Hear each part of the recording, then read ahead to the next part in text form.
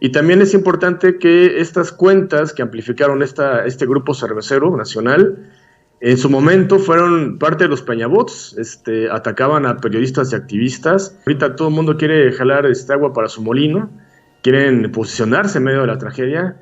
Pues si van a hacer la caridad, pues que la hagan sin presumirlo, ¿no? O sea, no hace falta, o que se esperan a que la gente realmente los reconozca. Por esto de simular apoyos, que también lo hacen algunos gobernantes, presidentes municipales, pues no está bien, ¿no? Porque al final esos recursos los pueden invertir en respiradores o en cosas que le hagan bien a la sociedad.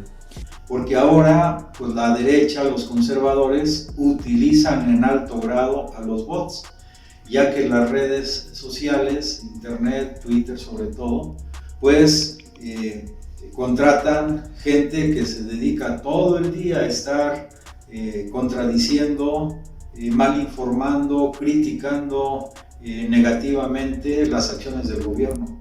Entonces él dijo que es muy importante no caer, no enfrascarse en discusiones que pueden llevar a veces hasta horas, porque esos bots están hechos para eso, para aparte de desinformar, de calumniar, de mentir, también de distraer la atención de los que estamos orientados en una línea de apoyo al gobierno que encabeza el presidente de la República.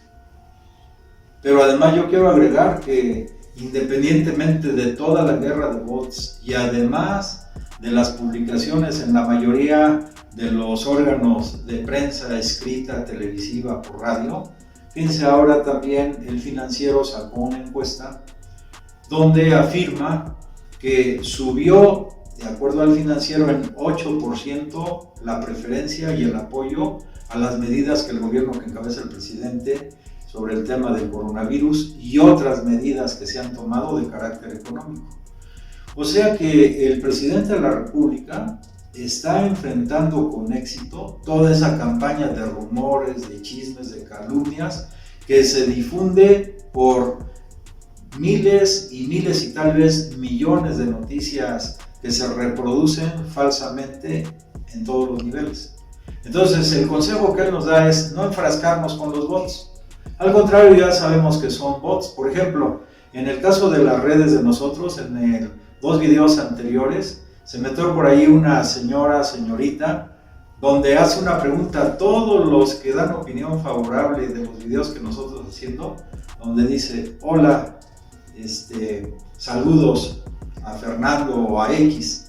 Y eso es como enganchar o, por ejemplo, tener, supongo yo, una relación de las personas que dan opiniones positivas para luego con las técnicas nuevas, modernas, pues poder estar también mal informando, presionando, chantajeando, incluso amenazando, porque estos bots, las gentes que los contactan, pues son de pensamiento profascista, totalmente negativo y deshumanizado. Entonces, primera cuestión, a pesar de la lucha desinformativa, de acuerdo a El Financiero, es una opinión específica, y también otras opiniones, encuestas que hacen los tuiteros, por ejemplo, los youtubers, pues también el presidente de la República cuenta con un apoyo cada vez mayor de la población mexicana. El segundo punto que él planteó, que nos parece muy importante, es ¿qué viene después de esta crisis? O sea, él hizo una crítica profunda nuevamente al modelo neoliberal, muy profunda. Pero esto no es por una cuestión de moda, que ahora ya todos sabemos que el neoliberalismo pues ya está en el basurero de la historia. No, si nosotros nos remontamos al año 2005, cuando él elaboró su proyecto alternativo de nación que presentó para su candidatura al 2006, ahí vemos desde entonces cómo él plantea una crítica profunda al modelo neoliberal. Y ahora, lógicamente, estando en la presidencia, él es congruente y consecuente con lo que viene planteando desde hace varios lustros atrás, de que ese modelo neoliberal sumió a nuestro país en una profunda miseria, en una situación muy crítica, desbarató o coadyuvó a desbaratar las familias, el crimen organizado se multiplicó, los feminicidios, la malnutrición de nuestro pueblo, etcétera, etcétera, porque ellos nada más piensan en ganancias a costa de la salud, de la felicidad y de los derechos humanos de los pueblos. Entonces el licenciado López Obrador plantea lo que viene, de acuerdo a él, es un modelo, dice, fraternal, solidario, que no permita la acumulación de las riquezas en pocas manos. Eso está muy interesante.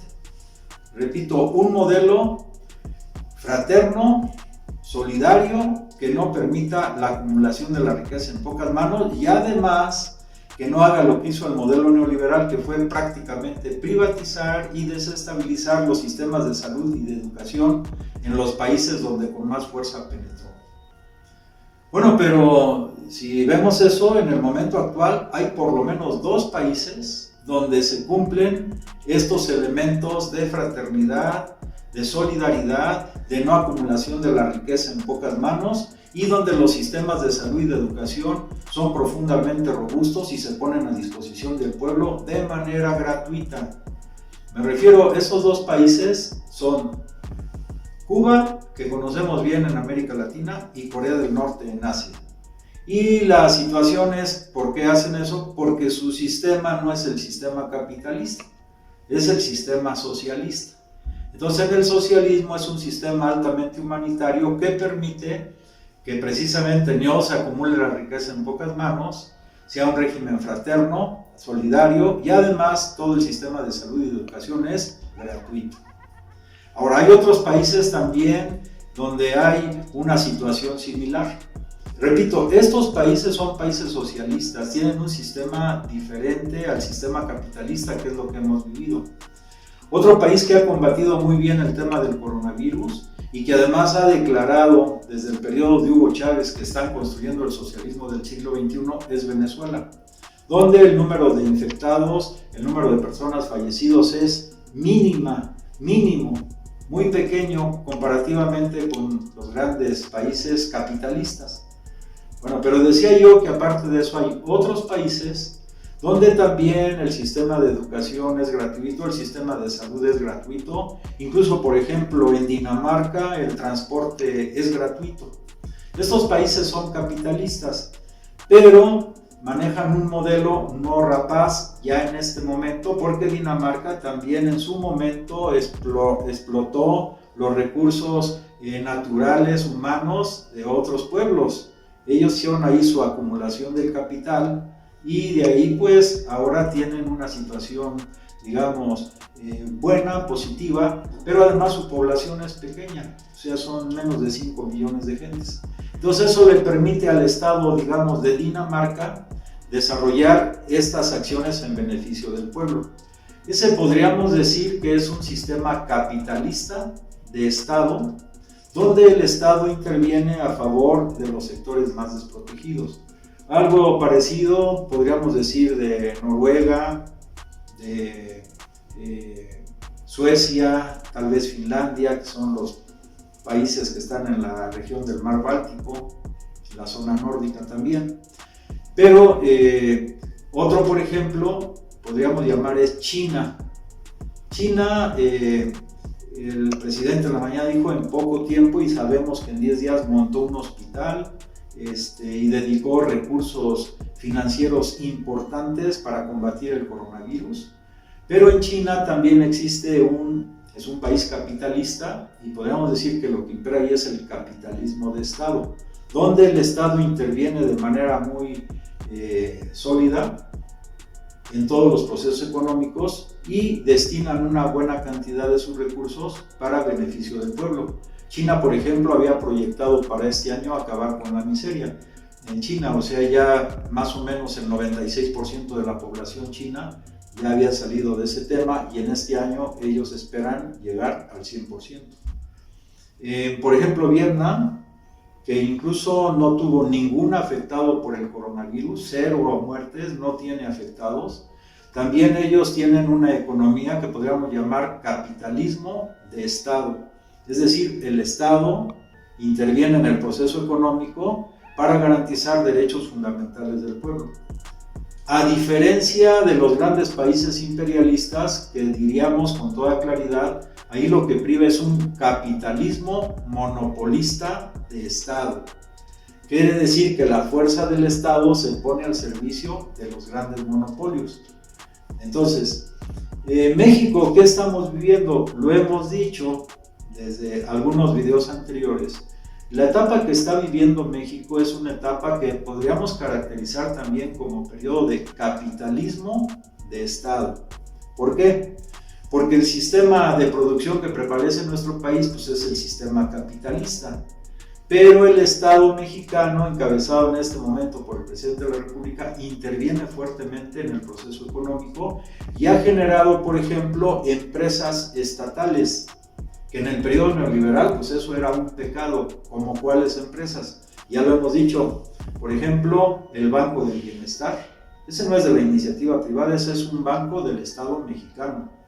¿Qué otro ha creado? Bueno, pues la empresa que va a proporcionar internet a todo el país y en hospitales, comunidades, centros educativos va a ser gratuito. ¿Qué otra empresa? Bueno, pues ya lo dijimos también, la empresa que va a administrar el aeropuerto en Santa Lucía. Entonces, vivimos en un país capitalista, pero con una intervención cada vez mayor del Estado, que permite, como lo dice el licenciado López Obrador, ser un Estado solidario, un Estado que plantea acciones fraternas y que la distribución de la riqueza, de los recursos económicos con que cuenta el Estado, es, digamos, más equitativa hacia los sectores más desprotegidos. Entonces, estos conceptos necesitamos tenerlos muy bien claros, porque necesitamos ya estar pensando, como lo dice el licenciado López Obrador, en lo que viene, y no podemos engañarnos o no podemos malinterpretar las cosas. A ver, México como país, después de la revolución de 1910, que fue una revolución que tuvo las características antiimperialista, antifeudal y democrática, se constituyó un Estado capitalista, porque seguimos viviendo el sistema capitalista, pero con fuerte intervención del Estado en la economía a favor del pueblo, sobre todo en el periodo del general Lázaro Cárdenas. O sea, México era una economía, repito, capitalista, el sistema que prevalecía era ese, pero el Estado intervino para hacer una profunda reforma agraria a favor de los campesinos, la creación de muchos ejidos. Intervino también para la creación de instituciones de educación tan importantes como el Instituto Politécnico Nacional, que debe ser pilar para lograr la independencia científica y técnica de nuestro país. El impulso muy fuerte a la Comisión Federal de Electricidad para que pudiera llevar la electricidad hasta los poblados más lejanos y no entregarla a la iniciativa privada. También este gobierno, pues los derechos de los trabajadores fueron defendidos, más de 600 huelgas victoriosas a favor de los intereses de los trabajadores. Entonces ahí era un capitalismo de Estado orientado a defender intereses de nuestro pueblo. Pero las fuerzas productivas, las grandes empresas, los negocios con las transnacionales, eso sigue existiendo. O sea, la propiedad privada de los grandes medios de producción sigue. Pero repito, no es lo mismo el capitalismo rapaz que practican las grandes potencias imperialistas, que saquean, destruyen la naturaleza, etc., dadas las condiciones históricas de cada pueblo, un sistema capitalista, pero con intervención profunda del Estado. Lógicamente que un sistema así como el que vivió México, sobre todo en el periodo de Lázaro Cárdenas, y todavía unos destellos posteriores de nacionalizaciones, como en el periodo de López Mateos, que nacionalizó la electricidad, o del mismo Echeverría, que nacionalizó el azufre, o creó el Consejo Nacional de Ciencia y Tecnología, etcétera, pues es inestable, porque las fuerzas de derecha fueron cada vez más avanzando más, tanto dentro del PRI como dentro del gobierno. Por eso entonces, un gobierno que tiene un modelo de capitalismo de Estado, en el caso ahora de México, lo que tenemos es un capitalismo de Estado, pero podríamos decir con mucha claridad, con economía moral, que es lo que el licenciado López Obrador plantea en su libro. Ahora, esto puede evolucionar más allá, ¿Y qué puede pasar? Pues crear después, con un modelo de transición pacífica, pues un sistema de carácter socialista, donde efectivamente ahí ya las condiciones cambian y la intervención del Estado, que ahora es un Estado realmente del pueblo, sin las ataduras del modelo o del sistema capitalista, permita desarrollar de manera increíble y potenciar todas las fuerzas más profundas de los seres humanos.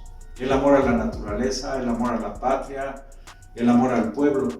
Eso es lo que viene. Ahorita entonces algunos compañeros podrían decir, bueno, es que ya estamos dando paso al socialismo. No necesariamente. Es lo que queremos muchos, o sea, un nuevo sistema más humano. Pero también las cosas tienen su tiempo. Es como el bebé que nace, no nace corriendo, no nace hablando y haciendo cálculos matemáticos. Tiene un proceso de desarrollo y ese desarrollo o la rapidez con que se desarrolle depende de la conciencia de nuestro pueblo. Lo que hoy hace el licenciado López Obrador es extraordinario. Lo primerísimo es que rompió el espinazo del modelo neoliberal en nuestro país. O sea, ya de plano lo mandó a la tumba, aunque hay reminiscencias por ahí, como él mismo dice, es un modelo que todavía no acaba de morir y el nuevo que todavía no acaba de nacer, pero este que está naciendo, sobre todo impulsando por él, por el licenciado López Obrador, pues cada vez se fortalece más, y el otro modelo, el modelo neoliberal, oligárquico, pues está yéndose a la tumba.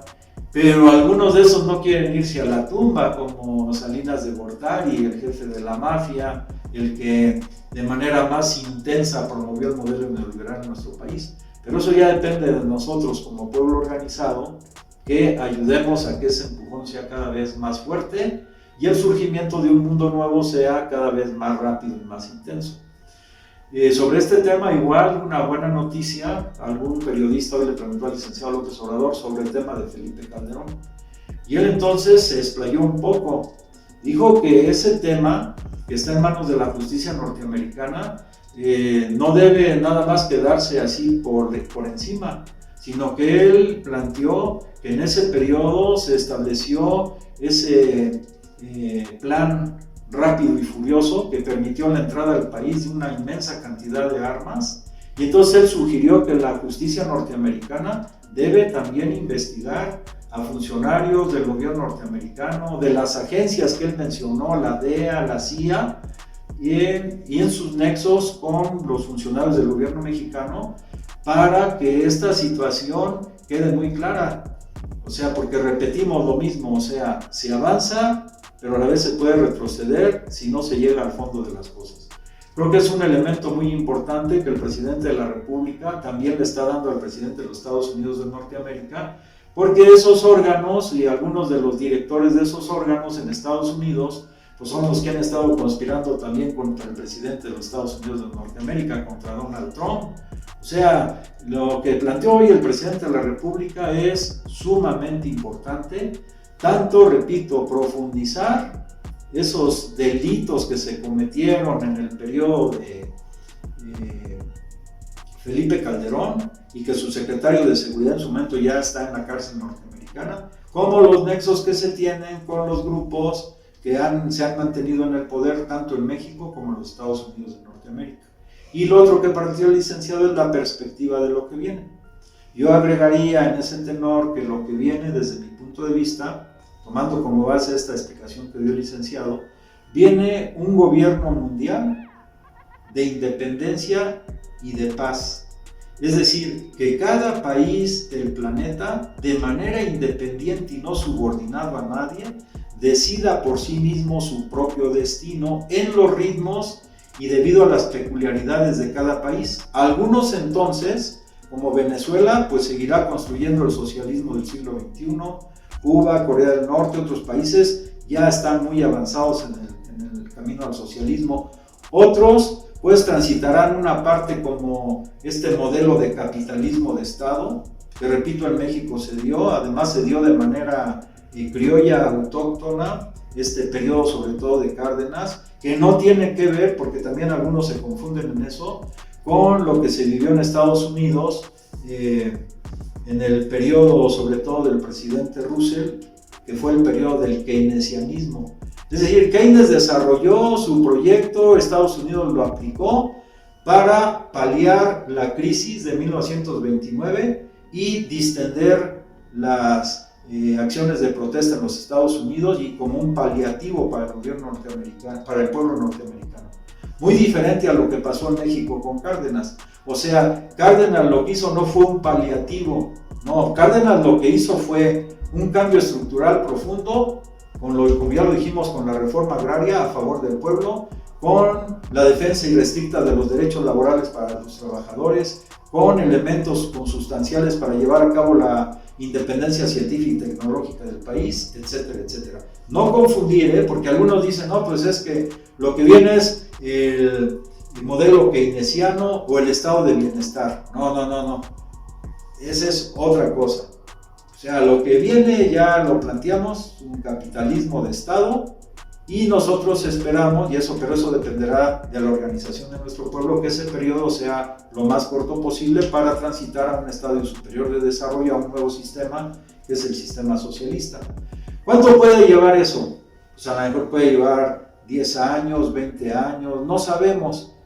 En otros países no sabemos, eso depende de cada pueblo, de la organización, de la concientización y de la movilización de cada pueblo. En el momento actual, desde el punto de vista político, y con esto concluyo, como ya lo hemos dicho, y también son conceptos que nosotros tenemos que tener muy claros, lo que existe en México es un gobierno de democracia nacional. Antes, en el periodo neoliberal, existía un gobierno oligárquico, antidemocrático. La democracia era nada más de pantalla, como pasó en el periodo de Porfirio Díaz. Por eso hoy también el licenciado López Obrador dijo que neoliberalismo es neoporfirismo. O sea, en el porfirismo, igual que en el neoliberalismo, la democracia no existía. Era de palabra, era pantomima, de nombre nada más. En los hechos, quien tenía el control político era una camarilla mafiosa que ya todos conocemos. Ahora lo que estamos viviendo, el control político, no lo tiene una camarilla mafiosa al servicio de las transnacionales y de ellos mismos. O sea, el poder se tiene para el pueblo, pero el pueblo va desde las comunidades indígenas, obreros, campesinos, intelectuales, estudiantes, comerciantes en pequeño, etcétera, hasta sectores de la burguesía nacional, que también están en el gobierno con el licenciado López Obrador. Es un frente amplio, un frente anti-oligárquico, anti-neoliberal y anticorrupción. Y ese frente amplio, pues ustedes saben, puede orientarse, por ejemplo, hacia intereses también de grandes empresas, o puede, como está haciendo, orientarse cada vez más hacia los intereses de nuestro pueblo. Es un frente amplio, ahí cabemos todos. Ya después, cuando esto vaya avanzando a favor del pueblo y la gente vaya tomando más conciencia, irá decidiendo qué rápido o qué lento se puede ir avanzando para transformar también el sistema económico, político y social, el sistema capitalista, que es profundamente inhumano, profundamente injusto y que se enseñoreó en la inmensa mayoría de los países del planeta pues por varias décadas, siglos, ¿no? Entonces, por hoy reiteramos y concluimos. Creo que el factor fundamental en todo esto, también como él lo señaló el presidente de la República, es el pueblo. Entonces él hizo un símil. Vamos a poner las medallas a los que están luchando para que el coronavirus sea vencido lo más pronto posible.